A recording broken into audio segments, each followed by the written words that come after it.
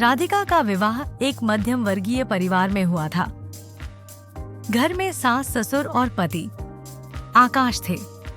राधिका एक पढ़ी लिखी और समझदार लड़की थी, जिसने शादी के बाद पूरे दिल से घर की जिम्मेदारी संभाल ली थी। कुछ समय बाद उसके 2 प्यारे बच्चे हुए, एक बेटी छवि और एक बेटा आर्यन। राधिका का दिन सुबह सूरज उगने से पहले शुरू होता और रात को सबके सो जाने के बाद खत्म होता। वह मशीन की तरह चलती रहती। सुबह की चाय से लेकर बच्चों के टिफिन, ससुर जी का परहेज वाला खाना, सास की पसंद की सब्जी और आकाश के ऑफिस का लंच, सब कुछ राधिका की उंगलियों पर रहता। वह अक्सर रसोई में पसीना बहाते हुए सोचती, आज मैंने सबकी पसंद का खाना बनाया है। शायद आज कोई कहेगा कि राधिका, तुमने बहुत मेहनत की, खाना बहुत लाजवाब है। लेकिन थाली पर बैठते ही लोग बस अपनी जरूरतों की बात करते। कोई कहता नमक थोड़ा कम है, तो कोई कहता सब्जी थोड़ी ठंडी हो गई। किसी ने कभी यह नहीं सोचा कि उस एक थाली को सजाने के पीछे राधिका के कितने घंटे और कितनी थकान छिपी है। परिवार के लिए वह मम्मी या बहू से ज्यादा एक होम मेकर मशीन बन गई थी, जिसकी ड्यूटी कभी खत्म नहीं होती थी। वह चुपता हुआ सवाल, तुम करती क्या हो? धीरे धीरे राधिका के मन में एक खालीपन घर करने लगा। उसे लगा कि उसकी पहचान सिर्फ झाड़ू, पोंछा और चूल्हे तक सिमट गई है। एक दिन अपनी कॉलेज की सहेलियों से फोन पर बात करते हुए उसे पता चला कि वे सब मिलकर ऋषिकेश की ट्रिप पर जा रही हैं। राधिका का मन भी हुआ कि वह इस नीरस जिंदगी से कुछ दिन का ब्रेक ले। रात को जब बच्चे सो गए तो राधिका ने हिम्मत जुटाकर आकाश से कहा, आकाश, मेरी सहेलियां ट्रिप पर जा रही हैं।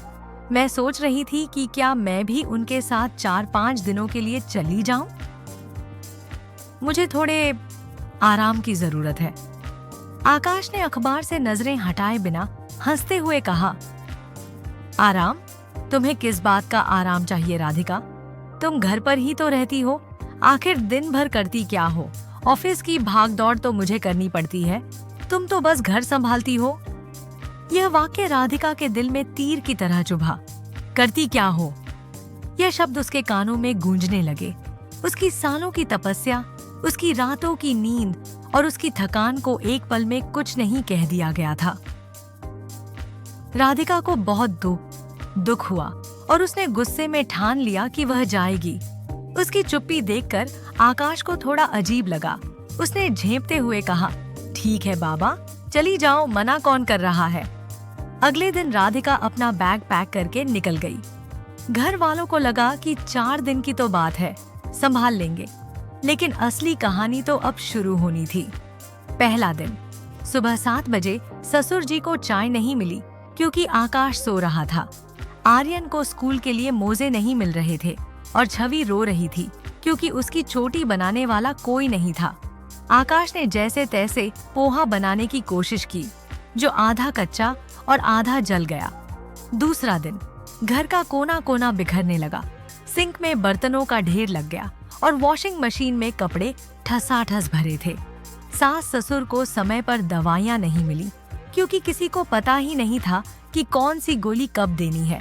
आकाश ऑफिस से थका हारा आया तो उसे खुद ही रसोई में जाकर रोटियां बेलनी पड़ी, जो नक्शे की तरह दिख रही थीं।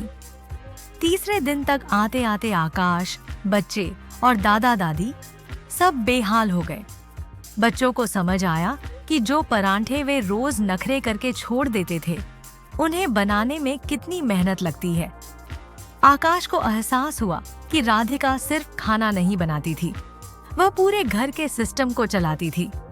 उसके बिना घर नहीं बल्कि एक अस्त व्यस्त ईंट पत्थरों का ढांचा था। आकाश को वे सारे दिन याद आने लगे जब राधिका बीमार होने पर भी मुस्कुराते हुए सबके लिए गरम खाना लाती थी। उसे याद आया कि कैसे उसने कभी राधिका का शुक्रिया तक नहीं किया। एक नया सवेरा और सरप्राइज। चौथे दिन जब राधिका घर वापस आई तो वह थोड़ी डरी हुई थी कि घर की क्या हालत होगी, लेकिन जैसे ही उसने दरवाजा खोला वह दंग रह गई। घर एकदम साफ सुथरा था, भले ही पर्दे थोड़े टेढ़े लगे थे। सामने मेज पर एक बड़ा सा केक रखा था जिस पर लिखा था the queen of our house. Akash हाथ जोड़कर खड़ा था। बच्चों ने दौड़कर उसे गले लगा लिया। आकाश ने कहा, राधिका, हमें माफ कर देना। हमें लगता था कि तुम कुछ नहीं करती, लेकिन इन 4 दिनों में हमें समझ आया कि तुम वो नींव हो जिस पर यह पूरा घर टिका है। हम तुम्हारे बिना कुछ भी नहीं है। उस रात आकाश और बच्चों ने मिलकर राधिका के लिए उसकी पसंद का खाना बनाया। भले ही नमक थोड़ा तेज था, लेकिन राधिका के लिए वह दुनिया का सबसे स्वादिष्ट भोजन था, क्योंकि उसमें सम्मान और प्यार घुला था। सीख: एक हाउसवाइफ का काम कोई ड्यूटी नहीं, बल्कि निस्वार्थ प्रेम है। उसे सैलरी नहीं, बस सम्मान और एहसास चाहिए होता है।